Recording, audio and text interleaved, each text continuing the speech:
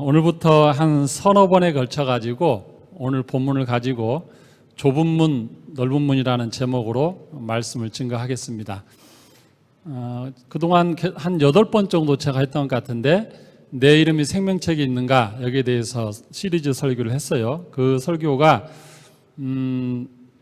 구원에 대한 원리적인 그 설교라면 오늘부터 하는 서너 번의 설교는 구원에 대한 실천적인 설교입니다. 그러니까 이게 따로 노는 게 아니고 후속작 설교라고 생각하시면 되겠습니다.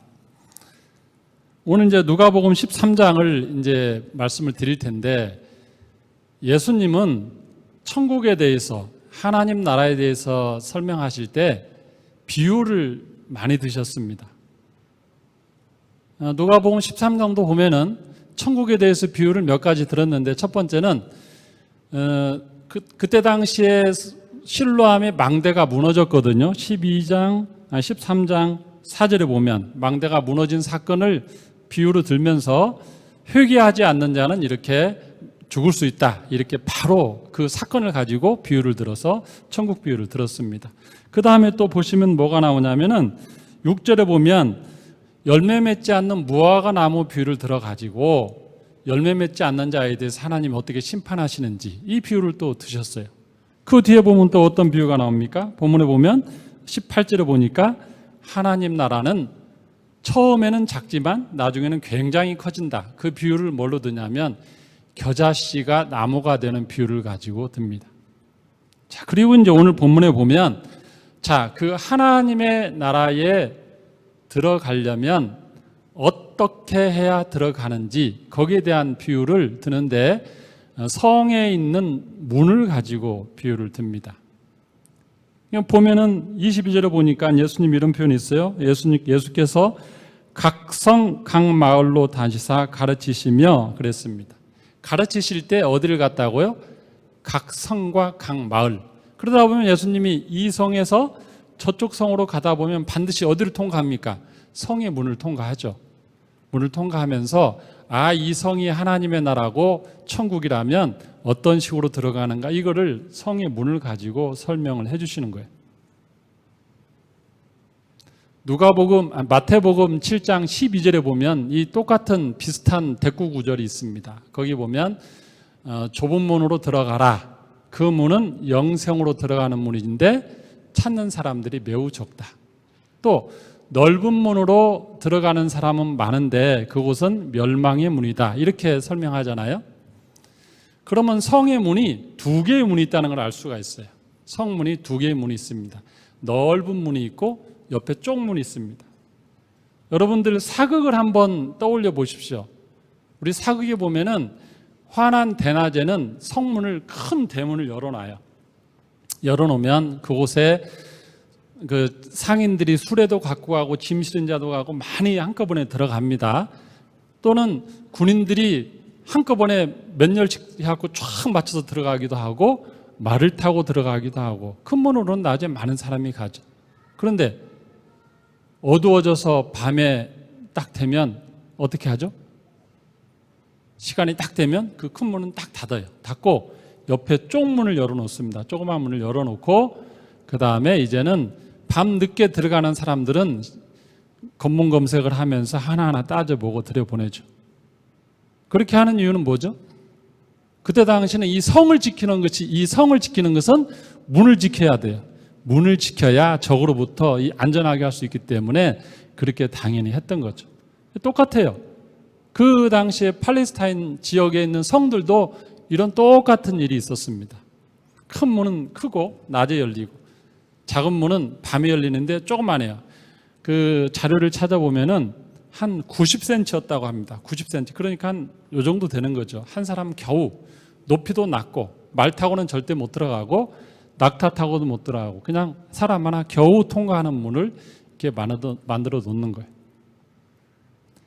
자, 근데 여기 보면 마태복음은 좁은 문으로 들어가라 이렇게 표현했는데 누가복음 13장에 보면 뭐라는 표현이 있냐면 좁은 문으로 들어가기를 힘쓰라 이렇게 말합니다. 좁은 문으로 들어가기를 힘쓰라. 또 힘쓰라는 단어의 뜻이 뭐냐? 아고니 제네데라는 말인데, 아고니 제스데, 저도 헬라어를 하도 오랜만에 해서 아고니 제스데라는 말인데, 이 말은 뭐냐면 집중해서 힘을 발휘하라, 이런 뜻입니다. 자, 천국에 들어가려면 집중해서 힘을 발휘해야 들어갈 수 있다, 이런 뜻이죠. 또 다른 뜻은 뭐냐면 병사가 전쟁터에서 적군과 목숨을 두고 싸우는 것을 또 말합니다. 아고니 제스터라는 뜻이. 그러니까 좁은 문으로 들어가는 것은 어느 정도로 애를 써야 되냐면은 네가 온 힘을 다 해가지고 전쟁터에서 적군과 네가 죽느냐 사느냐의 그 마음을 가지고 싸울 때 하는 정신으로 좁은 문으로 들어가라. 여러분 혹시 안시성이란 그 영화 봤습니까? 옛날 그 성을 지키는 그 영화들 보면은 그 당나라 군대가 와서 그 성을 정복하려고 할 때 어땠습니까? 그때 성문을 붓는 것이 이래. 성문을 부수려고 얼마나 많은 장비를 동원합니까? 성문을 못 붙지 못하면 대안으로 성벽으로 올라가는 거지, 본래는 성벽을 뚫고 가는 것이 전쟁의 승패의 갈림길이죠. 그러니까 어느 성을 들어가려면 전쟁을 치르고 성을 들어가듯이 그만큼 애써서 가잖아요. 그러듯이 하나님의 나라에 가려면 대낮에 넓은 문으로 편안하게 가는 정도가 아니고 그 좁은 문을 정말 치열하게 힘써서 들어가듯이 들어가는 것이 하나님 나라다. 이제 좀 배경 설명이 이해가 되죠? 이게 쉬운 게 아닙니다. 하나님 나라 가는 게. 자, 여기에 보면 하나님 나라에 못 들어가는 사람들의 두 가지 착각이 있습니다. 왜 힘써야 되는지 그 이유를 오늘은 서론적인 설교니까 두 가지 착각만 먼저 말씀드리고 다음에 또 나머지를 하겠습니다. 왜 우리가 힘써서 애써서 그걸 해야 되냐면 두 가지 착각이 있기 때문에 그래요. 첫 번째는 나는 좁은 문으로 가고 있다는 착각. 나는 좁은 문으로 가고 있다는 착각을 가지고 있습니다. 당시에 그 이스라엘 백성들은 자기들은 아브라함의 후손이고 이삭의 야곱의 후손이다. 그리고 자기들은 모세 율법을 가지고 있다. 그리고 본인들은 열심히 안식일을 지켰고 신앙을 지켰으니까 당연히 죽으면 어디로 간다? 아브라함의 품으로 가고 여호와 하나님이 계시는 선지자들이 있는 그곳으로 당연히 갈 거라고 생각했어요. 근데 예수님은 이 땅에 오셔서 그들을 딱 보시고 뭘 보셨냐면 그 수많은 이스라엘 백성들 가운데 너무나 많은 사람이 그곳에 가지 못한다는 것을 보고 계시는 거예요. 그러니까 이런 말씀하시죠. 25절 볼까요? 거기에 대한 예를 듭니다. 자, 25절을 보니까 뒤에 보면 문이 이제 어느 날 문이 딱 성문이 닫히듯이 닫혔어요. 그러니까 천국문도 그렇게 닫힐 때가 있다는 겁니다. 그러자 주여 열어주소서 하면 그가 대답하여 이르되 나는 너희가 어디에서 온 자인지 알지 못하노라 하리니. 당연히 본인들은 아브라함이 후손이고 이스라엘 백성이니까 선택받은 선민이니까 당연히 하나님 앞에 천국에 가리라 생각했는데 문 앞에 갔더니 나는 너희가 어디서 온지 모르겠는데 딱 이렇게 답합니다. 그러자 이 이스라엘 백성이 뭐라고 합니까? 26절에 우리는 주 앞에서 먹고 마셨으며 또한 주의 길거리에 또 주는 또한 우리의 길거리에서 가르치셨나이다. 아니 예수님 무슨 말씀이에요? 예수님이 이 땅에 오셨을 때 오병이어 기적 베풀 때 그때 제가 그 오병이어 기적할 때 그 음식을 먹었고 그리고 주님이 가르칠 때 제가 거기에서 앞에 쪽 그 꼬맹이 손잡고 제가 있을 때 그 있었던 그게 나란 말이다. 근데 어떻게 저를 모른 척합니까? 그러자 예수님 뭐라고 하십니까? 그가 너희에게 말하이르되 나는 너희가 어디에서 왔는지 알지 못하노라 행악하는 자들아 나를 떠나가라. 이게 예수님이 지금 예수님 앞에 와 있는 그들을 향하여 그들의 미래를 그렇게 말씀하시는 거예요. 어떤 착각하고 있다고요? 지금 이스라엘 백성들은 자기들은 당연히 아브라함의 후손으로서 좁은 문을 가고 있다고 생각하고 착각한 거예요. 안심하고 있었고 방심하고 있었어요. 그런데 예수님은 너희는 지금 어디로 가고 있다? 좁은 문이 아니고 넓은 문으로 가고 있다.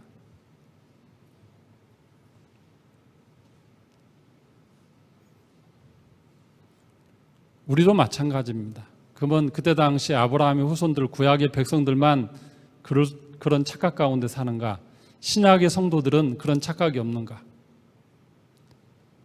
심지어 지금도 마찬가지입니다. 교회라는 공동체 안에 들어와서 교인이지만 넓은 길을 가는 사람이 있을 수 있어요. 교회 안에 있는데 좁은 문으로 가지 않고 교회 안에 분명히 교인인데 하나님의 자녀는 아닐 수 있고 죽었는데 천국문에서 이렇게 박대를 받을 수 있는 사람이 있을 수 있다는 겁니다. 예수님 당시에 구약의 백성들이 그랬다면 지금은 신약의 백성들도 그럴 가능성이 언제든지 있어요. 누군가 한 사람이 교회를 열심히 다니던 분이 죽었습니다. 천국문 앞에 갔습니다. 문을 두드립니다. 문을 열어주세요. 그러자 거기에 있는 문지기가 뭐라고 합니까? 하나님이 나도 모르는데 아니 무슨 말씀이세요? 제가 생명비 대수마을 권사고 장로고 집사인데요. 제가 안내위원도 했고요. 봉사 식당에서도 했고요. 저는 11조도 했고요. 특별헌금도 했고요. 제가 얼마나 열심히 신앙생활을 했는데 아니 왜 저를 모른다고 하세요?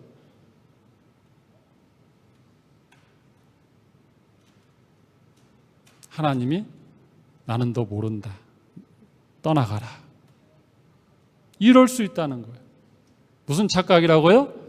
내가 지금 좁은 문으로 가고 있다는 너무나 당연한 확신 가운데 편안하게 신앙생활을 할 수 있다는 착각. 그러므로 우리는 긴장해야 됩니다. 좁은 문으로 가는 것이 뭐라 하겠습니까? 아까 온 힘을 집중해서 가는 것이 힘쓰는 거라 하겠어요. 군인이 전쟁터에서 내가 죽느냐 상대를 죽이느냐 생명을 놓고 싸우듯이 싸우는 마음으로 가는 것이 좁은 문입니다. 신앙생활이라는 게 그렇게 쉽지 않습니다. 계속해서 오늘 내가 전쟁터에서 싸워서 죽지 않았다고 내일도 안 죽습니까? 오늘 싸워서 살았으면 또 내일도 눈을 뜨면 적과 마주치면 또 살기 또 싸워야 되고 또 싸워야 되고 매일매일이 그렇게 가는 게 좁은 문이라는 거예요. 한경진 목사님께서 은퇴하시고 남한산성에 계실 때에 많은 후배 목사님들이 그분에게 인사하러 갔습니다. 그분에게 많은 분이 가서 어떤 목사님 한 분이 물어봤대요. 목사님, 저 어디 교회에 어떤 목사인데요. 저한테 선배 목사님으로서 후배 목사에게 해주실 말씀 한마디 해주시죠. 그러면 한경진 목사님이 여러 차례 그런 말씀하셨대요. 목사님, 예수 잘 믿으세요. 그러니까 후배 목사에게 목사님 성도를 사랑하시고 설교 준비 열심히 하시고 지역사회에서 어떤 일 하시고 이런 목회적인 어떤 노하우를 말씀하신 게 아니고 너무나 당연한 아니 이런 말을 내가 뭐 초신자도 아니고 목사님 예수 잘 믿으세요.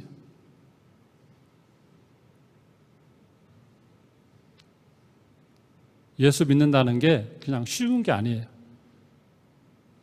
시작이 예수 믿는 거지만 과정도 예수 믿는 거야 되고 끝도 예수 믿는 것이어야 되는데 우리는 시작은 예수 믿는 것으로 했는데 어느 날 예수 믿는 건 사라지고 결론도 없어지고 왜? 넓은 문으로 다 가는 인간의 본성 때문에 그렇습니다. 자, 우리가 좁은 문으로 가기를 힘써야 되는 첫 번째 이유는 뭐라고요? 나는 좁은 문으로 가고 있다는 착각 때문에 벗어나려면 애써서 힘써서 그 일을 해야 된다는 거예요. 두 번째는 저 사람은 교회 밖에 있는 저 사람은 하나님 나라에 못 가지. 이런 착각. 우리는 가는데 너희들은 못 가라는 착각. 본문을 보죠. 28절. 자, 하나님 말씀합니다. 예수님 말씀합니다. 너희가 아브라함과 이삭과 야곱과 모든 선지자는 하나님 나라에 있고, 그들은 다 좁은 문으로 간 거죠. 그런데 오직 너희는 밖에 쫓겨난 것을 볼 때에 거기서 슬피 울며 이를 갈리라. 이게 착각 있다가 밖에 있는 거죠. 그런데 뜻밖의 장면을 봅니다. 29절.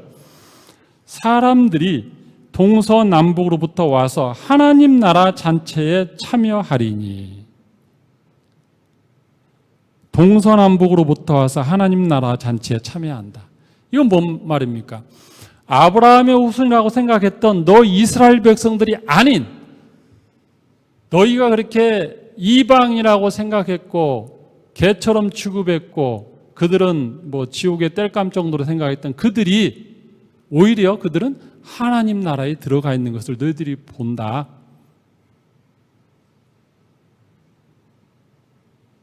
두 번째 착각이 뭡니까? 나는 좁은 문으로 가는데 저 사람들은 넓은 문으로 가고 있지. 나는 하나님 나라에 가는데 저들은 하나님 나라에 못 들어가지. 이 착각을 아주 많이 하고 있다는 거예요.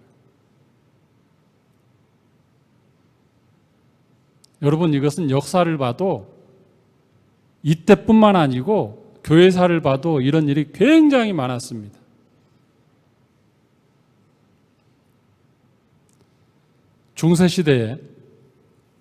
중세시대에 교황의 권위가 굉장히 셌습니다. 그렇게 센 이유는 뭐냐면, 교직을 박탈하면 그 사람은 천주교 교인이 아니면 천국에 가지 못한다는 그 교리가 있었어요. 그래서 천주교의 이 교권주의가, 이 교황에게 권한이 딱 최고 정점에 있으니까 그 당시에 그 중세 시대에 각 나라마다 왕이 있을 거 아닙니까? 프랑스 지역이든 뭐 오스트리아 지역이든 어느 나라면 다 이렇게 왕들이 있는데, 이 왕들이 교황에게 꼼짝 못하는 겁니다. 왜냐하면 왕이 교황에게 대들면 교황이 어떻게 한다?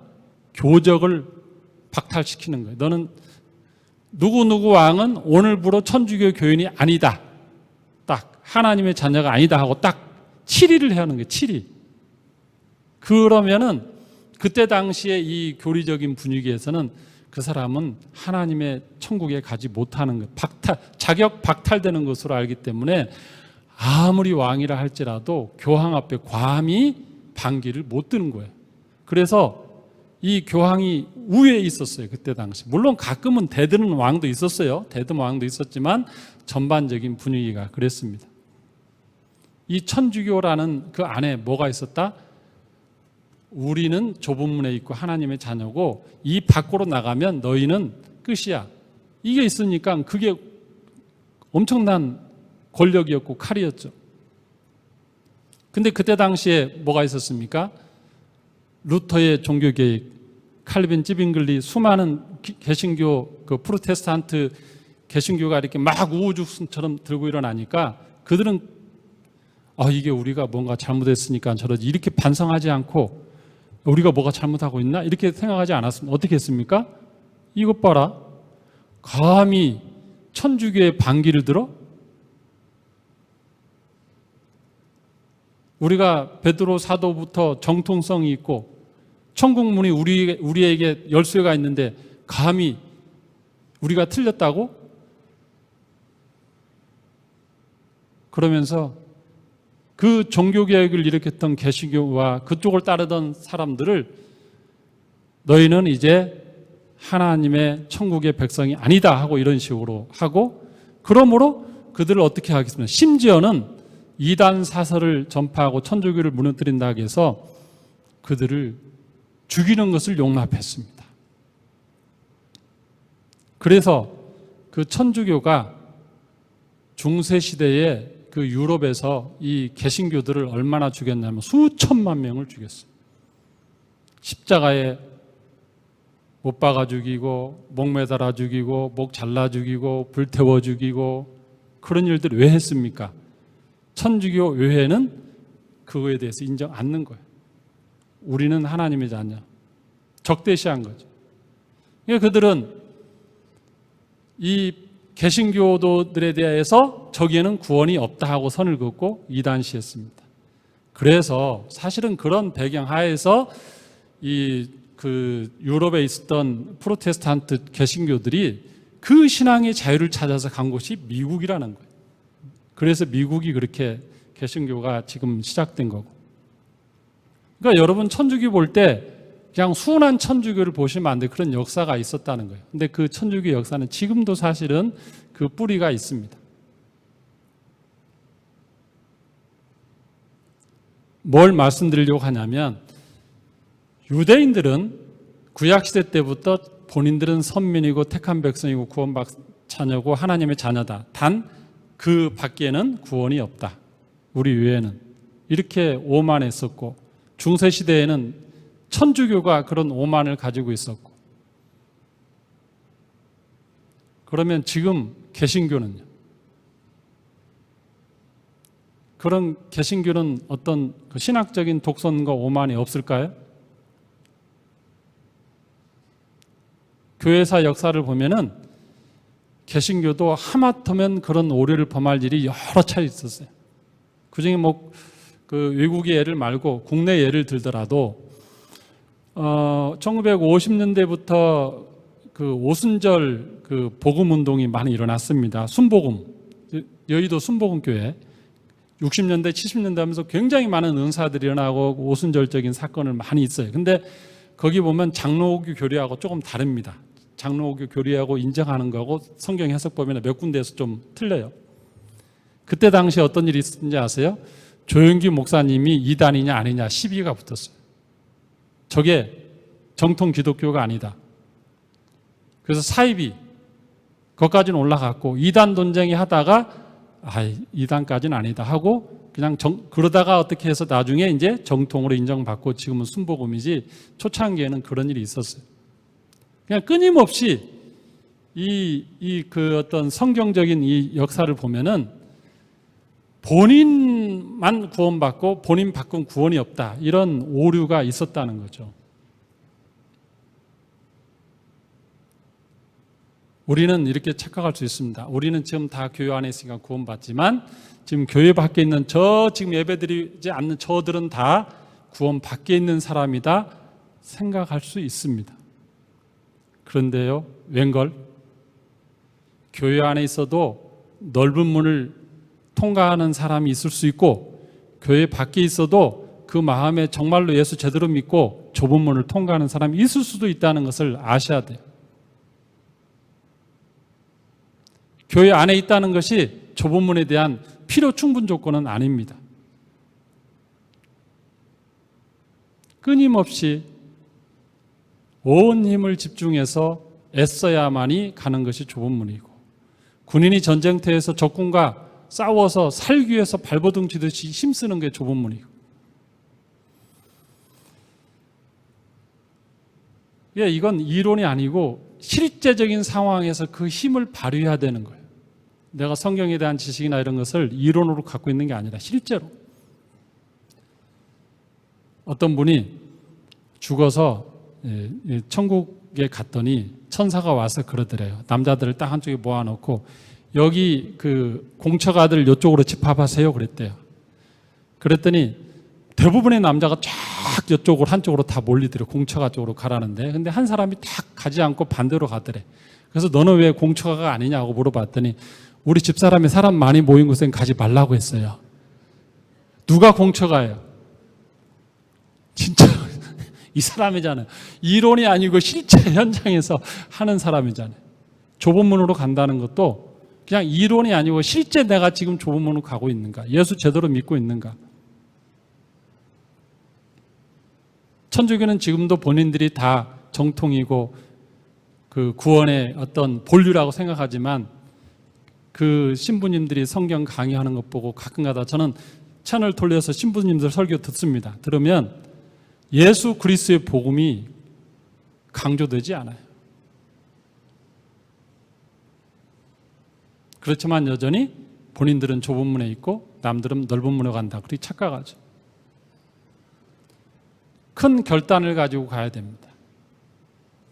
한 가지 예를 들고 마치겠습니다. 좁은 문으로 가는 것은 굉장히 큰 결단이고 생각을 달리해야 되고 그동안 해오던 방법이 아닌 물을 거슬러 올라가는 것처럼 그렇게 살아야 된다는 겁니다. 지금 해오던 방법이 아닌 늘 긴장해야 되고 어떤 국민일보 기사를 보니까 어떤 그 상가에 있는 교회 목사님 이야기가 나왔는데 저는 굉장히 충격받았습니다. 그분 그 스토리를 보고 상가에서 이 조그마한 교회를 이 새 전세를 얻어가지고 교회 하시는 분인데 교인들이 이렇게 많지는 않고 그 교회에 계신 분들도 다 서민들이고 또 그 자영업자고 어렵게 사시는 분들이 대부분인가 봐요. 근데 이번에 코로나가 딱 벌어지니까 본인 교인들 중에 너무 많은 사람들이 직장을 잃고 또 너무 많은 사람들이 정부에서 가게를 문을 닫으라 하니까 바로 가게에서도 못 내면서 힘들어하는 분들이 너무 많은 것을 알고 이분이 깊은 고민에 빠졌대요. 그분들을 위해서 계속 기도하는데 이게 그분들은 당장 한 달 생활비가 없어서 힘들어하고 하는 것을 보고 좀 교회가 힘든 것은 처음에는 그게 먼저 보였는데 그게 아니고 이 교인들의 어려움이 보이더래요. 그래서 기도하는 가운데 어떤 마음이 들었냐면 이건 교회 건물이 중요한 게 아니고 교인들의 생활이 더 중요하다. 교회 건물을 위해서 이 어려운 가운데 헌금하라는 게 중요한 게 아니고 저들을 살려야 된다.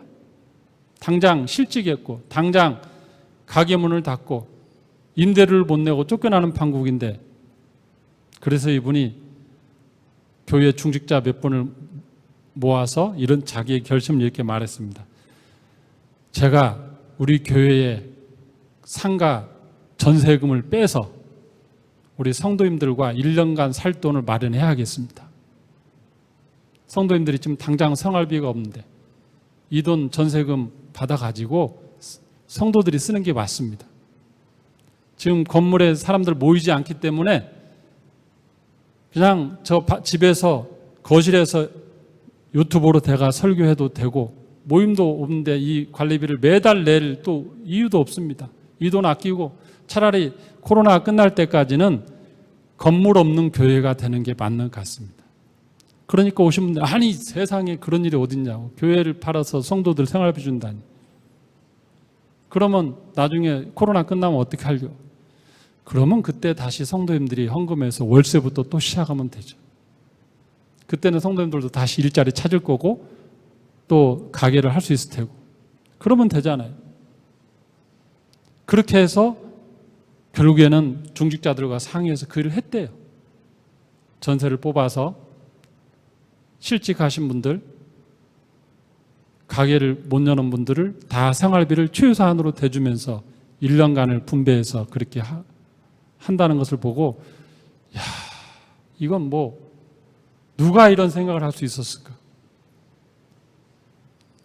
이렇게 생각할 수 있습니다. 아이 그래도 우리 지금 너무했죠. 어떻게 교회를 팔아서 그거야. 그건 좀 너무했다. 그럴 수도 있어요. 그러나 저는 이런 생각했습니다. 만약에 예수님이 그 교회에 오셨다면 어떻게 하셨을까? 저는 생각해 보니까 예수님이라면 예수님은 그렇게 하셨을 것 같아요. 성도들의 생활비가 없는 걸 보시면 그렇게 하셨을 것 같아요. 건물이 아니고 사람이.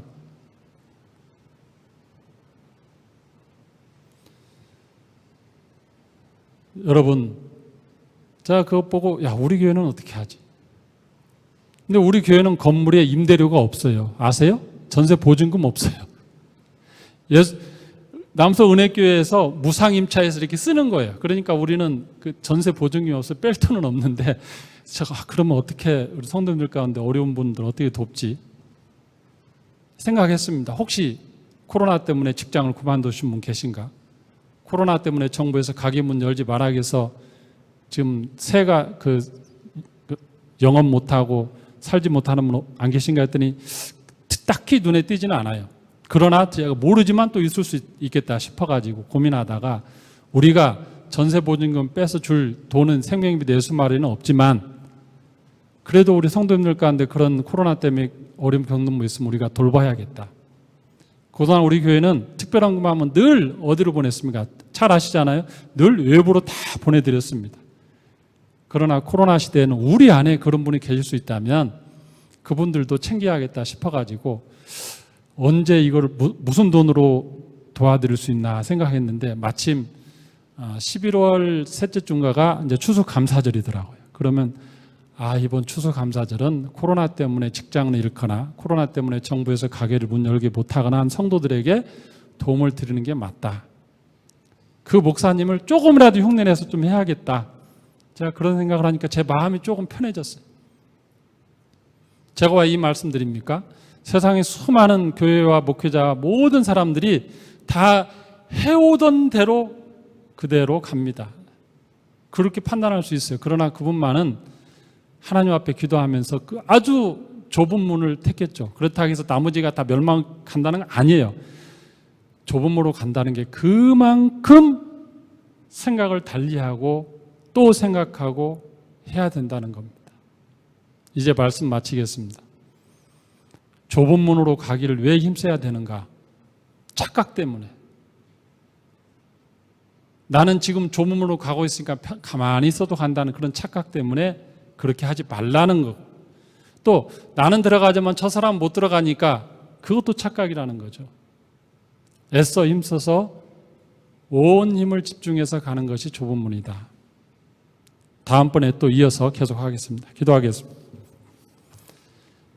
하나님 아버지 감사합니다.